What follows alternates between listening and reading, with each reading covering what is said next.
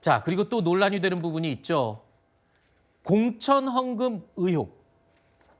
점점 더 파문이 확산되고 있습니다. 그 핵심 인물인 김경 서울시 의원 이야기 짚어보겠습니다. 김경 서울시 의원을 둘러싼 의혹이요. 정말 일파만파 커지고 있습니다. 이에 대해서 오늘 송원석 국민의힘 원내대표는요. 민주당을 향해서 공천 뇌물 특검을 회피한다면 다가오는 지방선거도 뇌물 공천하겠다는 선언이다. 이렇게 정의를 내렸습니다. 그러면서 거듭 특검을 수용하라고 압박하고 나섰습니다.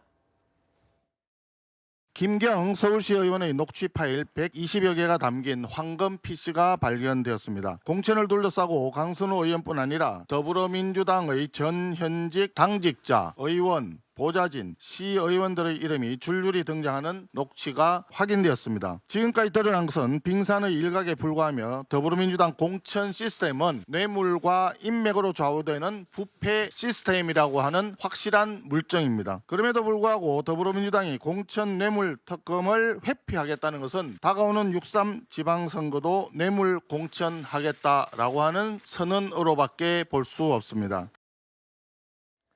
자, 앞서 경찰 조사에서 쇼핑백을 받은 건 강선우 의원이 인정을 했습니다. 하지만 그 안에 돈이 들어있다는 거는 2022년 1월이 아닌 4월에 알았다. 이렇게 진술을 하고 있습니다. 그것도 김경시 의원이 항의 전화를 해서 돈이라는 거를 알았다. 이렇게 진술을 하고 있습니다. 궁금한 게 두 가지가 생깁니다. 일단 김경 서울시 의원은 왜 돈을 줘놓고 항의 전화를 했는지가 궁금하고요. 그리고 두 번째로 이 돈이라는 걸 알았어요. 그럼 즉각 돌려줬어야 되는데 그해 8월에 돌려줬습니다. 네. 자, 여기에 대한 의문은 또 두 번째는 이겁니다. 아, 이때 지방선거가 곧 있으니 예민한 시기에는 일단 덮어두고 시간이 좀 흐른 뒤에 나중에 돌려주는 게 좋지 않을까 뭐 이런 계산이 있었던 건지 일단 두 가지 좀 설명을 해 주시죠. 왜 항의 전화를 했고 왜 늦게 돌려준 겁니까? 네, 일단 1월 달에 1억 원을 전달한 것으로 우리가 추정을 하면, 그러니까 왜 전달했을까를 추정을 하면 사실 4월 달에 공천이 있잖아요. 그러면 시의원으로 나가야 되니까 아마 공천을 좀 잘 봐달라라는 의미가 아닐까 싶었는데 항의를 4월 달에 합니다. 그 시점에 보니까 컷오프 된 거예요. 김경 시의원이 아니 본인이 생각하기를 1억 원이나 내가 전달을 했는데 컷오프 됐다? 아니 최소한 경선까지는 또 모르겠는데 경선도 안 붙이고 컷오프 됐다고 한다면 김경시 의원 얼마나 억울합니까? 1억 원의 그 가치가 안 돌아온 거잖아요. 그러니까 바로 항의 전화를 했다는 것이고 그래서 바로 우리가 기억하기에 4월 21일 지금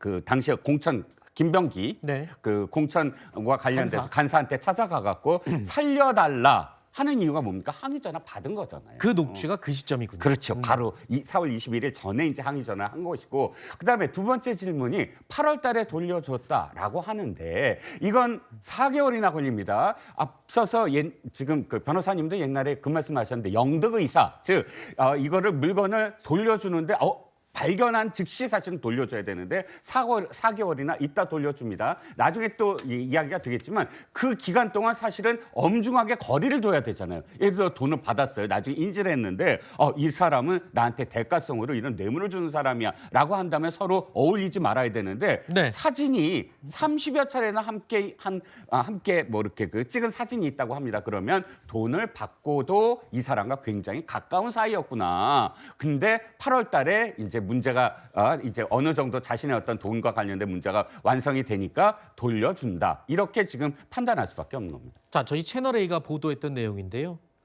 자, 이게 돈인 걸 알았다는 게 2022년 4월이에요. 그리고 6월에 지방선거가 있었고 그리고 8월에 돈을 돌려줬는데 그 기간 동안 석 달 동안 1억 원인 걸 인지했다는 거는 서로 뭔가 항의 전화가 있었고 문제가 있고 좀 껄끄러워야 될 기간인데 당연하죠. 그럼에도 불구하고 저희 채널A가 보도한 내용에 보면 돈을 돌려주기 전까지 3개월 동안 최소 39일을 같이 있는 사진들이 확인이 된 거예요. 네, 그렇습니다. 그러니까 이게 뭔가 서로 알고 문제가 있는 걸 알지만 지금은 때가 아니다. 그래서 뭔가 지금 열심히 둘이 같이 뭔가 활동을 했다라는 그런 뜻인 거잖아요. 근데 진짜 돌려줄 의지가 있었다 그러면 저 39일 동안 만나는 사진 저렇게 많이 찍혔는데 만나고 나서 잠깐 시간 내 가지고 살짝 돌려줄 수도 있는 거거든요. 네. 근데 돌려주지 않았다는 것은 네. 돌려줄 의사가 없이 처음에는 그냥 영득할 그런 의지가 있었던 것으로 보입니다. 보이고는 있는데 나중에 이것이 뭐 소문이 나든가 아니면 주변에서 혹시 그런 거 아니냐라고 누가 물어보든가 그런 상황이 되니까 겁이 나서 돌려줬던 게 아닌가. 뒤늦게 후회라고 돌려줬던 게 아닌가. 그런 이제 의심을 살 수밖에 없는 거죠.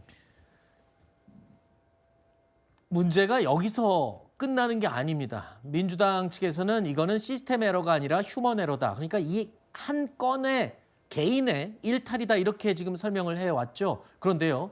공천 헌금 의혹 관련 수사는 이제 강서구청장 보궐선거까지 확대되고 있습니다. 지난 주말이었죠. 경찰이 김경 서울시 의원의 자택 등 5곳을 두 번째 압수수색했습니다. 자, 김경 시 의원도 양 모 씨도 공천 헌금 논의에 대해서 부인을 하고 있는데 여기서 지금 이 압수수색에서 녹취가 쏟아져 나왔어요. 그러니까 저 1억 원의 공천 헌금 말고도 그 전에 있었던 또 구청장 선거, 보궐선거에도 또 돈을 줘서 또 어떻게 공천을 받으려고 했다. 이 정도까지 오면 정치권에는 뭐 돈을 주면 공천을 받는 게 그냥 일상화돼 있는 거 아니냐는 의심을 국민들은 할 수밖에 없어요. 뭐 그렇게 생각하실 수도 있지만 여기 핵심적으로 나오고 있는 사람은 김경시 의원입니다. 네. 그 다른 인물이 거론되지는 않고 있고요. 다른 사람들이 지금 공천을 위해서 헌금, 뭐 뇌물을 줬다라는 그런 정황이 나오고 있지는 않아요. 지금 김경시 의원이 강선우 의원에게 그 1억 원을 전달하고 시의원 공천을 받고자 했다. 네. 그리고 강서구청장 공천을 받기 위해서 어떠한 시도를 진행을 했다라는 것들이라고 할 수가 있겠죠. 이것이 어떻게 뭐 예를 들면 뭐 지방선거에 관련해서 더불어민주당 내부에서 공천 과정에 헌금, 공천 헌금이 일상화되었다라는 것을 반증하는 것이 저는 좀 의문스럽고요.